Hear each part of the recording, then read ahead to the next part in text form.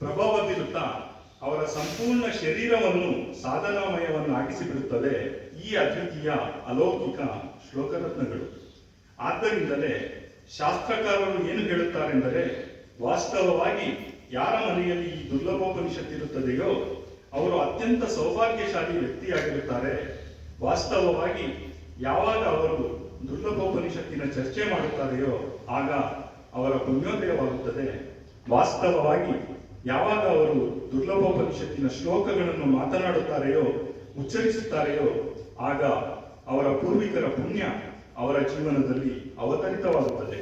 ಮತ್ತು ವಾಸ್ತವವಾಗಿಯೇ ಯಾವಾಗ ಅವರ ಸೌಭಾಗ್ಯ ಪ್ರಾರಂಭವಾಗುತ್ತದೆಯೋ, ಯಾವಾಗ ಅವರ ಶುಭ ಫಲಗಳು ಪ್ರಾರಂಭವಾಗುತ್ತವೆಯೋ, ಯಾವಾಗ ಅವರ ಒಳ್ಳೆಯ ಸಮಯ ಪ್ರಾರಂಭವಾಗುತ್ತದೆಯೋ ಆಗ ಅವರ ಜೀವನದಲ್ಲಿ, ಅವರ ಮನೆಯಲ್ಲಿ ದುರ್ಲಭೋಪನಿಷತ್ತಿನ ಶ್ಲೋಕಗಳು ಉಚ್ಚರಿಸಲ್ಪಡುತ್ತವೆ ಮತ್ತು ಅದನ್ನು ಅವರು ಕೇಳುತ್ತಾರೆ, ಆಲಿಸುತ್ತಾರೆ.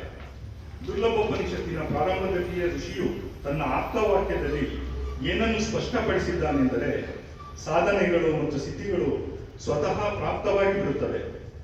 ಈ ಸಾಧನೆಗಳನ್ನು, ಸಿದ್ಧಿಗಳನ್ನು ಪಡೆಯುವುದಕ್ಕಾಗಿ ಯಾವುದೇ ವಿಶೇಷ ಪ್ರಯತ್ನಗಳನ್ನು ಮಾಡುವ ಅವಶ್ಯಕತೆ ಇರುವುದೇ ಇಲ್ಲ. ಈ ದುರ್ಲಭೋಪನಿಷತ್ತನ್ನು ಕೇಳಿದವನಿಗೆ, ಓದಿದವನಿಗೆ, ಉಚ್ಚಾರಣೆ ಮಾಡಿದವನಿಗೆ ಮತ್ತು ನಿತ್ಯ ಶ್ರವಣ ಮಾಡಿದ ಸೌಭಾಗ್ಯಶಾಲಿ ವ್ಯಕ್ತಿಗೆ ಮತ್ತು ಯಾರು ಪ್ರತಿನಿತ್ಯ 108 ದಿನಗಳವರೆಗೆ ದುರ್ಲಭೋಪನಿಷತ್ತಿನ ಚರ್ಚೆ ಮಾಡುತ್ತಾರೋ ಅಥವಾ ಕೇಳುತ್ತಾರೋ ಅವರಿಗೆ ಪ್ರತ್ಯೇಕ ಪ್ರಕಾರದ ಸಿದ್ಧಿಯೂ ಸಹ ತನ್ನಷ್ಟಕ್ಕೆ ತಾನೇ ಸ್ವತಃ ಹಸ್ತಗತವಾಗುತ್ತದೆ. ಅದು ಮಹಾಕಾಳಿ ಸಿದ್ಧಿಯಾಗಿರಬಹುದು, ಮಹಾಲಕ್ಷ್ಮಿ ಸಿದ್ಧಿಯಾಗಿರಬಹುದು, ಭೈರವನಾಗಿರಬಹುದು, ಯಕ್ಷನಾಗಿರಬಹುದು, ಗಂಧರ್ವನಾಗಿರಬಹುದು, ಕಿನ್ನರನಾಗಿರಬಹುದು, ದೇವತೆಯಾಗಿರಬಹುದು ಮತ್ತು ಯಾವುದೇ ಪ್ರಕಾರದ ಸಾಧನೆ ಅಥವಾ ಸಿದ್ಧಿಯಾಗಿರಬಹುದು. ವಾಸ್ತವವಾಗಿ ಇಂತಹ ಅದ್ವಿತೀಯ ದುರ್ಲಭವಾದ ಉಪನಿಷತ್ತನ್ನು ನಾನೀಗ ನಿಮ್ಮ ಮುಂದೆ ಸ್ಪಷ್ಟಪಡಿಸುತ್ತಿದ್ದೇನೆ. ಈ ಉಪನಿಷತ್ತಿನ ಕೆಲವು ಮಹತ್ವಪೂರ್ಣವಾದ ಶ್ಲೋಕಗಳನ್ನು ನಾನು ನಿಮ್ಮ ಮುಂದಿರಿಸುತ್ತಿದ್ದೇನೆ ಮತ್ತು ಈ ದುರ್ಲಭೋಪನಿಷತ್ ನಿಮ್ಮ ಮನೆಯಲ್ಲಿರುವುದು ನಿಮ್ಮೆಲ್ಲರ ಪರಮ ಸೌಭಾಗ್ಯವಾಗಿದೆ. ಆದರೆ ದುರ್ಲಭೋಪನಿಷತ್ತಿನ ಪ್ರಾರಂಭದಲ್ಲಿಯೇ ಋಷಿಯು ತಿಳಿಸಿರುವುದೇನೆಂದರೆ, ಗುರುಮುಖೇನ ಉಚ್ಚರಿತವಾದ ದುರ್ಲಭೋಪನಿಷತ್ತನ್ನೇ ಮನೆಯಲ್ಲಿ ಗಾಯನ ಮಾಡುವುದು ಶ್ರೇಷ್ಠವಾಗಿದೆ. ಏಕೆಂದರೆ ನೇರವಾದ ಸಂಬಂಧ ಗುರುಗಳು ಹೇಳಿದ್ದರು ಮತ್ತು ನಿಮ್ಮ ಮನೆಯಲ್ಲಿ ಆ ಪವಿತ್ರತಮ ದಿವ್ಯ ಶ್ಲೋಕಗಳ ಉಚ್ಚಾರಣೆಯಾಯಿತು. ಇದರ ತಾತ್ಪರ್ಯವೇನೆಂದರೆ, ಗುರು ಸ್ವಯಂ ನಿಮ್ಮ ಮನೆಯಲ್ಲಿ ಅವತರಿತವಾದರು, ನಿಮ್ಮ ಮನೆಯಲ್ಲಿ ಬಂದು ಕುಳಿತರು. ನೀವೆಲ್ಲ ಅವರ ಸುಮಧುರ ವಾಣಿಯಿಂದಲೇ ದುರ್ಲಭೋಪನಿಷತ್ತಿನ ಶ್ಲೋಕಗಳನ್ನು ಕೇಳಿದಿರಿ. ಇದನ್ನೇ ಜೀವನದ ಸೌಭಾಗ್ಯವೆಂದು ಕರೆಯುತ್ತಾರೆ, ಇದನ್ನೇ ಜೀವನದ ಶ್ರೇಷ್ಠತೆ ಎಂದೂ ಹೇಳುತ್ತಾರೆ. ಮತ್ತು ನನ್ನ ಜೀವನದ ಅನುಭವ ಏನೆಂದರೆ, ದುರ್ಲಭೋಪನಿಷತ್ತನ್ನು ಕೇಳುವುದರಿಂದ, ಕೇವಲ ಕೇಳುವುದರಿಂದ ಮಾತ್ರವೇ ಸಾಧನಾ ಕ್ಷೇತ್ರದಲ್ಲಿನ ಅರ್ಧಕ್ಕಿಂತಲೂ ಹೆಚ್ಚಿನ ಸಿದ್ಧಿಗಳು ಸ್ವತಃ ತಮ್ಮಷ್ಟಕ್ಕೆ ತಾವೇ ಪ್ರಾಪ್ತವಾಗಿರುತ್ತವೆ. ಆದ್ದರಿಂದಲೇ ಪ್ರತ್ಯೇಕ ವ್ರತ, ಉಪವಾಸ, ಪೂಜನೆ, ಅರ್ಚನೆ, ಚಿಂತನೆ ಅಥವಾ ಸಾಧನೆ ಇಲ್ಲವೇ ಆರತಿಯಾಗಲಿ ಇವೆಲ್ಲಕ್ಕಿಂತ ಮುಂಚಿತವಾಗಿ ದುರ್ಲಭೋಪನಿಷತ್ತನ್ನು ಅವಶ್ಯವಾಗಿ ಕೇಳಲೇಬೇಕು, ಅವಶ್ಯವಾಗಿ ಉಚ್ಚರಿಸಲೇಬೇಕು, ಮನೆಯಲ್ಲಿ ಅವಶ್ಯವಾಗಿ ಗಾಯನ ಮಾಡಲೇಬೇಕು ಮತ್ತು ಮನೆಯ ವಾತಾವರಣವನ್ನು ಪವಿತ್ರ ಮತ್ತು ದಿವ್ಯವಾಗಿರಿಸಲೇಬೇಕು. ಏಕೆಂದರೆ ದುರ್ಲಭೋಪನಿಷತ್ತಿನ ಚರ್ಚೆ ಮಾಡುವುದರಿಂದ ಅಥವಾ ಶ್ಲೋಕಗಳನ್ನು ಉಚ್ಚರಿಸುವುದರಿಂದ ಸಮಸ್ತ ದೇವತೆಗಳು ಸ್ವತಃ ಆ ಮನೆಯೊಳಗೆ ಬಂದೇ ಬರುತ್ತಾರೆ. ಸಮಸ್ತ ಋಷಿಗಳು ಆ ಮನೆಗೆ ಪದಾರ್ಪಣೆ ಮಾಡುತ್ತಾರೆ. ಆ ಋಷಿಗಳೆಲ್ಲರ ಆಶೀರ್ವಾದ ಮನೆಯವರೆಲ್ಲರಿಗೂ ಸಿಗುತ್ತದೆ. ಆ ದೇವತೆಯರೆಲ್ಲರ ಆಶೀರ್ವಾದವೂ ಸಹ ಎಲ್ಲರಿಗೂ ಪ್ರಾಪ್ತವಾಗುತ್ತದೆ. ಏಕೆಂದರೆ ಎಲ್ಲಿ ದುರ್ಲಭೋಪನಿಷತ್ತು ಇರುತ್ತದೆಯೋ ಅಲ್ಲಿ ಸಮಸ್ತ ದೇವತೆಗಳು ನೆಲೆಸುತ್ತಾರೆ, ಅಲ್ಲಿ ಸಮಸ್ತ ಸಿದ್ಧಿಗಳು ಇರುತ್ತವೆ, ಅಲ್ಲಿ ಸಮಸ್ತ ಪೂರ್ಣತೆ ಇರುತ್ತದೆ, ಅಲ್ಲಿ ಸಮಸ್ತ ಶ್ರೇಷ್ಠತೆ ಇರುತ್ತದೆ. ಆದ್ದರಿಂದಲೇ ಈ ಉಪನಿಷತ್ ಇಂದಿನವರೆಗೂ ಗೋಪನೀಯವಾಗಿದ್ದು, ಆದ್ದರಿಂದಲೇ ಈ ಉಪನಿಷತ್ತು ತನ್ನಲ್ಲಿಯೇ ತಾನು ಅತಿ ಕಡಿಮೆ ಜನರಿಗೆ ಮಾತ್ರ ತಿಳಿಯುವಂತಾಗಿದ್ದು, ಸ್ವಯಂ ಬ್ರಹ್ಮರ್ಷಿ ವಸಿಷ್ಠರೇ ಹೇಳುತ್ತಾರೆ, ದುರ್ಲಭೋಪನಿಷತ್ತಿನಂತಹ ಗ್ರಂಥ ಮತ್ತು ಶ್ಲೋಕಗಳು ತಮ್ಮಷ್ಟಕ್ಕೆ ತಾವೇ ಬೇರೊಂದು ಸೃಷ್ಟಿಯಾಗಲು ಸಾಧ್ಯವೇ ಇಲ್ಲ. ಋಷಿ ವಿಶ್ವಾಮಿತ್ರರು ಹೇಳುತ್ತಾರೆ, ನನ್ನ ಸಮಸ್ತ ಸಾಧನೆಗಳ ಸಾರ ದುರ್ಲಭೋಪನಿಷತ್ ಮಾತ್ರವೇ ಆಗಿದೆ ಮತ್ತು ಶಂಕರಾಚಾರ್ಯರು ಹೇಳುತ್ತಾರೆ, ನಾನಿಂದು ಏನಾಗಿರುವೆನೋ, ಏನೆಲ್ಲ ಸಾಧನೆ ಮಾಡಿರುವೆನೋ ಅದೆಲ್ಲದರ ಆಧಾರ ದುರ್ಲಭೋಪನಿಷತ್. ಇದರ ತಾತ್ಪರ್ಯವೇನೆಂದರೆ, ದುರ್ಲಭೋಪನಿಷತ್ ವಾಸ್ತವವಾಗಿಯೇ ಒಂದು ಅದ್ಭುತವಾದ ಕೃತಿಯಾಗಿದೆ. ಅದು ಅದ್ಭುತವಾದ ಕೃತಿಯಾಗಲು ಕಾರಣವೇನೆಂದರೆ, ಯಾವುದೇ ಒಬ್ಬ ಋಷಿ ಮಾತ್ರ ಈ ದುರ್ಲಭೋಪನಿಷತ್ತಿನ ಶ್ಲೋಕಗಳನ್ನು ರಚಿಸಲಿಲ್ಲ. ಸಮಸ್ತ ಋಷಿಗಳ ಶರೀರದಿಂದ ಹೊರಬಂದ ತೇಜಪುಂಜವೊಂದು ಸಮಸ್ತ ಋಷಿಗಳ ಶರೀರದಿಂದ ಹೊರಬಂದ ತೇಜಪುಂಜವೊಂದು ಒಂದು ಆಕಾರವನ್ನು ಪಡೆದು ಒಂದು ಬಿಂಬತ್ವವನ್ನು ಗ್ರಹಣ ಮಾಡಿ ಮತ್ತು ಅದರ ಮುಖದಿಂದ ಈ ಶ್ಲೋಕಗಳ ಉಚ್ಚಾರಣೆಯಾಯಿತು. ಯಾವ ರೀತಿಯಲ್ಲಿ ಸಮಸ್ತ ದೇವತೆಗಳ ಶರೀರದಿಂದ ಹೊರಬಂದ ತೇಜಪುಂಜವೊಂದು ಭಗವತಿ ಜಗದಂಬಾ ದುರ್ಗಾ ಮಾತೆಯಾಗಿ ಪ್ರಕಟವಾಯಿತು, ಅದೇ ರೀತಿ ಹಾಗೆಯೇ ಸಮಸ್ತ ಋಷಿಗಳ, ಯೋಗಿಗಳ, ಮಹರ್ಷಿಗಳ, ಗುರುಗಳ ಶರೀರದಿಂದ ಹೊರಬಂದ ತೇಜಪುಂಜವೊಂದು ಪ್ರಕಟವಾಗಿ ಆ ತೇಜಪುಂಜದ ಮಾಧ್ಯಮದಿಂದ ಈ ಬ್ರಹ್ಮತ್ವದ ದೇಹದಿಂದ ದುರ್ಲಭೋಪನಿಷತ್ ಅವತರಿತವಾಯಿತು, ಉಚ್ಚರಿತವಾಯಿತು. ಆದ್ದರಿಂದಲೇ ದುರ್ಲಭೋಪನಿಷತ್ತಿನ ಮಹಿಮೆ ತನ್ನಲ್ಲಿಯೇ ತಾನು ಅದ್ವಿತೀಯವೆಂದು ಭಾವಿಸಲಾಗಿದೆ. ದುರ್ಲಭೋಪನಿಷತ್ ತನ್ನಲ್ಲಿಯೇ ತಾನು ಗುರು ಚಿಂತನೆಯಾಗಿದೆ, ಗುರು ಮನನವಾಗಿದೆ. ಮತ್ತು ಎಲ್ಲಿ ನಾವು ಗುರು ಶಬ್ದದ ಉಚ್ಚಾರಣೆಯನ್ನು ಮಾಡುತ್ತೇವೆಯೋ ಅಲ್ಲಿ ಸಮಸ್ತ ತೀರ್ಥಗಳ ಉಚ್ಚಾರಣೆಯನ್ನು ಸಹ ನಾವು ಮಾಡುತ್ತೇವೆ. ಎಲ್ಲಿ ಗುರು ಶಬ್ದ ನಮ್ಮ ಬಾಯಿಂದ ಹೊರಬರುತ್ತದೆಯೋ ಅಲ್ಲಿ ಸಮಸ್ತ ದೇವತೆಗಳ ಉಚ್ಚಾರಣೆಯೂ ಸಹ ಆಗುತ್ತದೆ.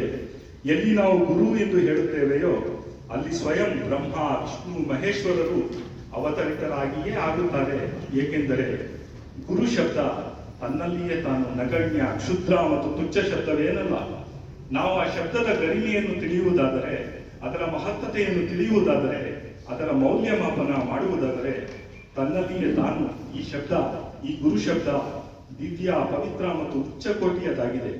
ಆದ್ದರಿಂದಲೇ ಈ ಶ್ಲೋಕಗಳಲ್ಲಿ ಯಾವ ಪದಗಳು, ಯಾವ ಶ್ಲೋಕಗಳು ತನ್ನಲ್ಲಿಯೇ ತಾನು ಅದ್ವಿತೀಯವಾಗಿವೆಯೋ ಗುರುವಿಗೆ ಸಂಬಂಧಿಸಿದ ಅಂತಹ ಪದಗಳ ರಚನೆ ಮಾಡಲಾಗಿದೆ. ಕೆಲವು ಶ್ಲೋಕಗಳು ಹೇಗಿರುತ್ತವೆಂದರೆ, ಕೆಲವು ಮಂತ್ರಗಳು ಹೇಗಿರುತ್ತವೆಂದರೆ ಅವುಗಳ ಉಚ್ಚಾರಣೆ ಮಾತ್ರದಿಂದಲೇ ದೇವತೆಗಳು ಸಾಕ್ಷಾತ್ತಾಗಿ ಪ್ರಕಟವಾಗಿ ಬಿಡುತ್ತಾರೆ. ದುರ್ಲಭೋಪನಿಷತ್ತಿನ ಶ್ಲೋಕಗಳು ಸಹ ಹಾಗೆಯೇ ಇದೆ.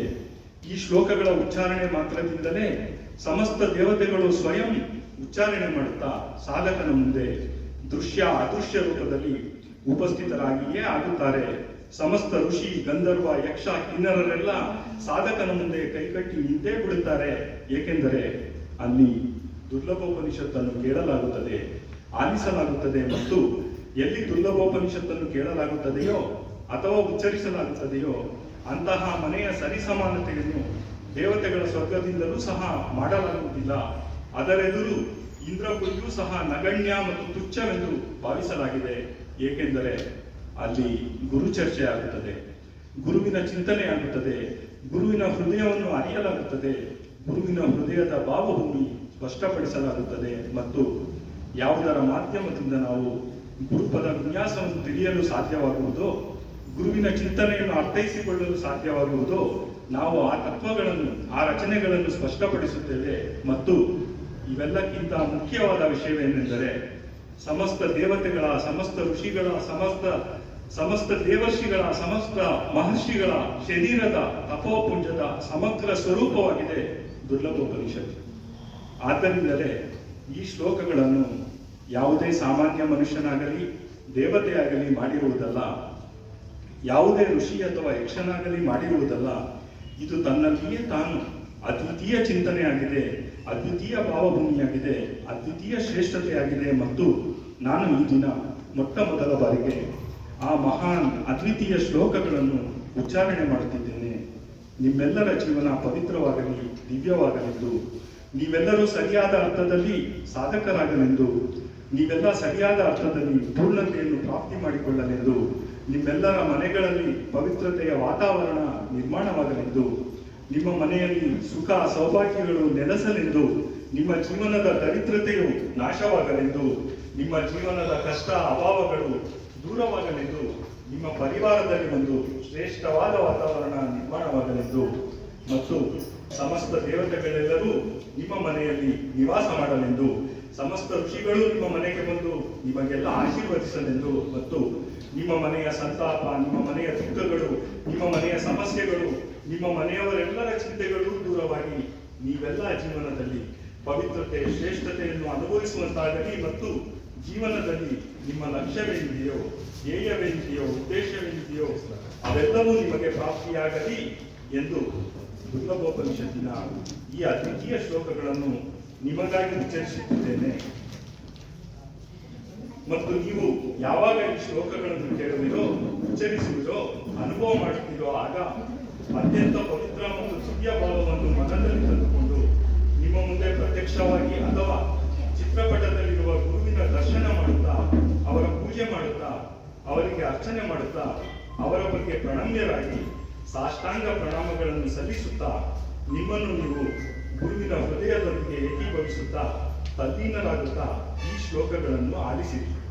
ಈ ಶ್ಲೋಕಗಳನ್ನು ಕಿವಿಗಳ ಮಾಧ್ಯಮದಿಂದ ನಿಮ್ಮ ಹೃದಯದಲ್ಲಿ ಪ್ರಾಣದಲ್ಲಿ ಚೇತನದಲ್ಲಿ ತುಂಬಿಕೊಳ್ಳಿ. ಮನೆಯ ಸಮಸ್ತ ವಾತಾವರಣದಲ್ಲಿ ಈ ಶ್ಲೋಕಗಳು ಮಾರ್ದನಿಸುವಂತೆ ಮಾಡಿ ನಿಮ್ಮ ಪತ್ನಿ ಪುತ್ರರು ಪುತ್ರವಧು ಮನೆಯ ಪರಿವಾರದ ಸದಸ್ಯರೆಲ್ಲ ಒಟ್ಟಾಗಿ ಈ ಶ್ಲೋಕಗಳನ್ನು ಕೇಳಿ ಮತ್ತು ಅವರೆಲ್ಲರ ಜೀವನ ಭೌತಿಕತೆಯಿಂದ ಬೇರ್ಪಟ್ಟು ಪವಿತ್ರವಾಗಲಿ ದಿವ್ಯವಾಗಲಿ ಚೇತನಾಮಯವಾಗಲಿ ಸುಸಂಸ್ಕಾರಿತವಾಗಲಿ ಮಕ್ಕಳಲ್ಲಿ ಒಳ್ಳೆಯ ಸಂಸ್ಕಾರ ಬೆಳೆಯುವಂತಾಗಲಿ ಹಿರಿಯರ ಬಗ್ಗೆ ಗೌರವಾದರಗಳು ಅವರ ಹೃದಯದಲ್ಲಿ ಮೂಡುವಂತಾಗಲಿ ಅವರ ಮನೆಯಲ್ಲಿ ದೇವತೆಗಳೆಲ್ಲ ಆಟವಾಡುವಂತಾಗಲಿ ಗಣಪತಿ ಶಿವ ವಿಷ್ಣು ಬ್ರಹ್ಮ ಇಂದ್ರ ಮರುದ್ಗಣ ಪ್ರತಿಯೊಬ್ಬರೂ ಅವರ ಮನೆಯಲ್ಲಿ ಸ್ಥಿರವಾಗಿ ನೆಲೆಸುವಂತಾಗಲಿ ಲಕ್ಷ್ಮಿ ನಿರಂತರ ಲಕ್ಷ್ಮಿಯ ನಿವಾಸ ಅವರ ಮನೆಯಲ್ಲಿ ಆಗುವಂತಾಗಲಿ ಇದಕ್ಕೋಸ್ಕರವೇ ಈ ದುರ್ಲಭೋಪನಿಷತ್ತಿನ ರಚನೆಯಾಗಿದೆ. ಇದಕ್ಕಾಗಿಯೇ ದುರ್ಲಭೋಪನಿಷತ್ತು ಜೀವನದ ಶ್ರೇಷ್ಠತಮ ಉಪನಿಷತ್ತೆಂದು ಮಾನ್ಯತೆ ಪಡೆದಿದೆ. ಇದಕ್ಕಾಗಿಯೇ ಮಹರ್ಷಿಗಳೆಲ್ಲರೂ ಒಕ್ಕೊರಲಿನಿಂದ ಇದು ಮನುಷ್ಯರಿಂದ ಉಚ್ಚರಿತವಾದ ಉಪನಿಷತ್ತಲ್ಲ, ಇದು ಸಮಸ್ತ ಯೋಗಿಗಳೆಲ್ಲರ ತಪೋಪುಂಜದ ಸಮಗ್ರ ಸ್ವರೂಪವಾಗಿದೆ ಎಂದು ಸ್ವೀಕರಿಸಿದ್ದಾರೆ. ಮತ್ತು ನಾನು ಇಂದು ಅದೇ ಶ್ಲೋಕಗಳನ್ನು ನಿಮ್ಮ ಮುಂದೆ ಉಚ್ಚಾರಣೆ ಮಾಡುತ್ತಿದ್ದೇನೆ, ಉಚ್ಚರಿಸುತ್ತಿದ್ದೇನೆ.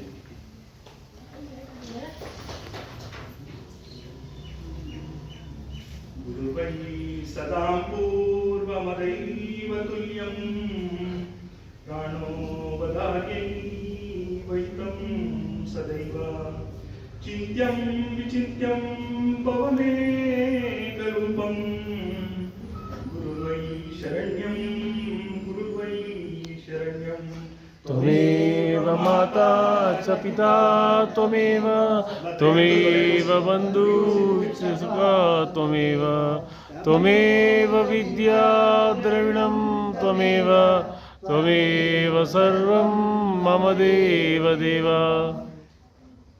ನಾನು ಈ ಜೀವನದಲ್ಲಿ ಏಕೆ ಬಂದಿದ್ದೇನೆ, ನನ್ನ ಜೀವನದ ಸೂತ್ರ ಎಲ್ಲಿ ಬಂಧಿಸಲ್ಪಟ್ಟಿದೆ, ಈಶ್ವರನು ನನಗೆ ಈ ಜನ್ಮವನ್ನೇಕೆ ಕೊಟ್ಟಿದ್ದಾನೆ, ನಾನು ಪೃಥ್ವಿಯಲ್ಲಿ ಏಕೆ ಇದ್ದೇನೆ, ನನ್ನ ಜೀವನದ ಉದ್ದೇಶ, ನನ್ನ ಜೀವನದ ಲಕ್ಷ್ಯ ಏನು, ಈ ಎಲ್ಲ ಪ್ರಶ್ನೆಗಳಿಗೂ ಗುರುದೇವ ಕೇವಲ ಮಾತ್ರ ನೀವಷ್ಟೇ ನನಗೆ ಉತ್ತರಿಸಬಲ್ಲಿರಿ, ಅರ್ಥೈಸಬಲ್ಲಿರಿ, ತಿಳಿಸಬಲ್ಲಿರಿ. ಮತ್ತಾರು ನನಗೆ ತಿಳಿಸಲು ಸಾಧ್ಯವೇ ಇಲ್ಲ. ಮತ್ತು ಜೀವನದ ಈ ಎಲ್ಲ ಬಂಧನಗಳು ಕೇವಲ ಸ್ವಾರ್ಥಮಯವಾದ ಬಂಧನಗಳೇ. ಇವುಗಳಿಂದಲೇ ನಾನು ಬಂಧಿಸಲ್ಪಟ್ಟಿದ್ದೇನೆ. ಈ ಪಾಶಗಳಿಂದ, ಈ ಹಗ್ಗಗಳಿಂದ, ಈ ಕಗ್ಗಂಟುಗಳಿಂದ ಬಂಧಿಸಲ್ಪಟ್ಟಿರುವ ನಾನು ಚಡಪಡಿಸುತ್ತಿದ್ದೇನೆ, ವೇದನಾಗ್ರಸ್ತನಾಗಿದ್ದೇನೆ. ನನ್ನಲ್ಲಿಯೇ ನಾನು ದುಃಖಿ ಮತ್ತು ಸಂತಪ್ತನಾಗಿದ್ದೇನೆ.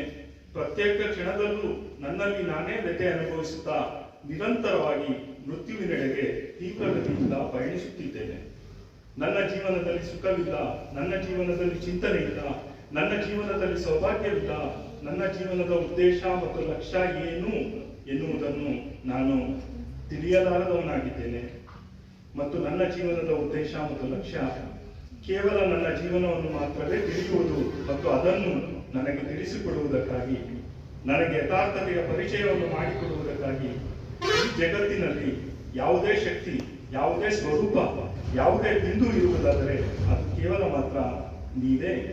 ಆದ್ದರಿಂದ ಗುರುದೇವ್, ನಾನು ಅತ್ಯಂತ ಅಶ್ರುಪೂರಿತವಾದ ನಯನಗಳೊಂದಿಗೆ ಗದ್ಗದಿತ ಕಂಠದಿಂದ ಭಾವವಿಫಲತೆಗೊಳಗಾದ ವಕ್ಷಸ್ಥಲದೊಂದಿಗೆ ನಿಮಗೆ ದೀರ್ಘದಂಡ ಪ್ರಣಾಮವನ್ನು ಸಲ್ಲಿಸುತ್ತಾ ನಿಮ್ಮ ಚರಣಕಮಲಗಳನ್ನು ಬಿಗಿದಪ್ಪುತ್ತಾ ನನ್ನ ಶಿರಸ್ಸನ್ನು ನಿಮ್ಮ ಚರಣಕಮಲಗಳ ಮೇಲಿರಿಸುತ್ತಾ ಪ್ರಾರ್ಥಿಸುತ್ತಿದ್ದೇನೆ.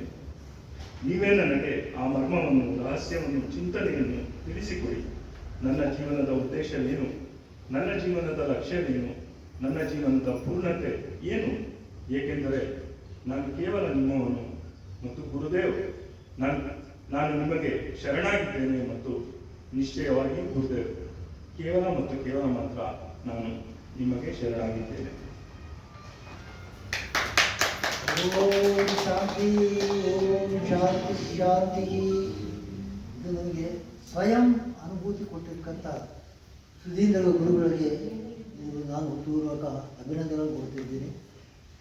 ಏನು ದೇವರುಗಳಿದ್ದಾರೆ, ಮಂತ್ರಗಳಿದ್ದಾವ, ಇವೆಲ್ಲ ನಮ್ಮ ಜೀವನದಲ್ಲಿ ಇಳಿತಾವ ಬರ್ತಾವ ಅಂದರೆ ಇಲ್ಲೇ ನಿಮ್ಗೆ ಉದಾಹರಣೆ ತೋರಿಸ್ತೀನಿ. ಪ್ರತಿ